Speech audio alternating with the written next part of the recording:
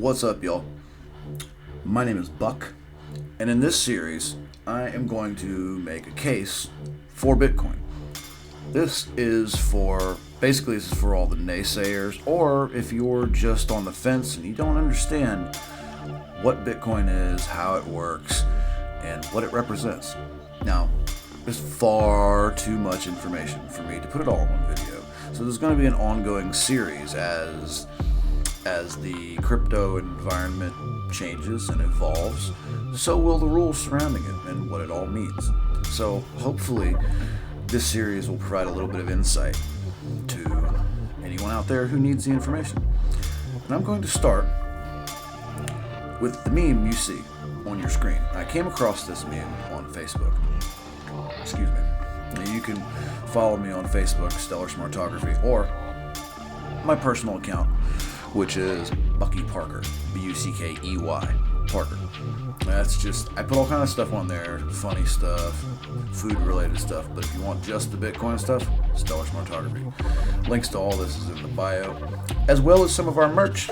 Had to plug, sorry. So anyway, the meme you see on your screen, I found it. Basically,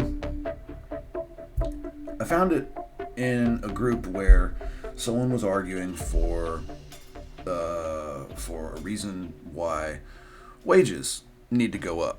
And while it's not 100% inaccurate to say that wages are low and they are garbage by comparison to just 20 years ago, they get even more garbage the longer you look back. So it makes the case basically to say that, this much money was pretty much that much money back then, so wages should increase to reflect that. And that's true. Your money that comes in should be reflecting the same buying power. But that's the problem with fiat currency. So, I'm sorry to just read something to you, but my comment on this meme is essentially going to be the meat of this video. So, sorry. My response to this meme was actually no. They're missing an important part of this discussion, that inflation is a hidden tax designed to rob you of your buying power. It's built into the system, the financial system. The problem is not the wages, it's the money itself. But that's what you get for allowing a monetary system to be based on debt. The money is debt. That's also why the national debt will never be paid back. That $38 trillion that we're in debt to, it just keeps on going up. Yeah, it's never, ever going to be paid back. But that's the whole point, because if the debt was paid off, there wouldn't be a single dollar in circulation. Now, this is a fact. It sounds crazy, but this is a fact. If you don't believe me, go ahead and do yourself a favor and Google fractional reserve. That is the system that all the banks in America are based upon. Now, there is a problem with this, obviously. But, even though it's a huge problem, there is a solution. What is that solution, you might ask? Well, problem with revealing this solution, you already know what it is. But in this comment that I made, the problem with revealing the solution is instantly people allow their biases to react before they even know what they're talking about.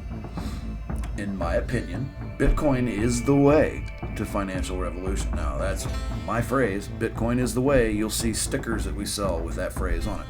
I coined that. That's mine. Trademark. But it's true. Bitcoin is the way to financial revolution. But yes, I hear it coming already. Bitcoin is a scam. It has no intrinsic value. Insert asinine statement here. The ultimate truth here, however, is that those who scream these things the loudest are always the ones who understand it the least. Because if they did understand Bitcoin, how it works, and what it represents to global finance, they would be 100% all in.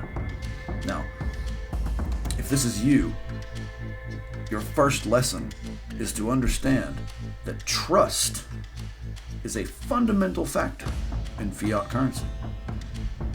We trust our leaders not to we trust our leaders to temper the financial climate and financial environment correctly. We trust our leaders not to let greed affect their decision. We trust the Federal Reserve to print money when it's necessary and pull back when it needs to go the opposite way. Quantitative easing, all these things. We trust our leaders and our bankers to do correctly, and we trust them not to impose a hidden tax on everybody. And we realize in the last 100 years or so, since the Federal Reserve was instated, the US dollar has lost over 90% of its buying power. That's not an accident. That's not a whoops, we screwed up. No, that's by design. It's designed that way. This isn't a conspiracy.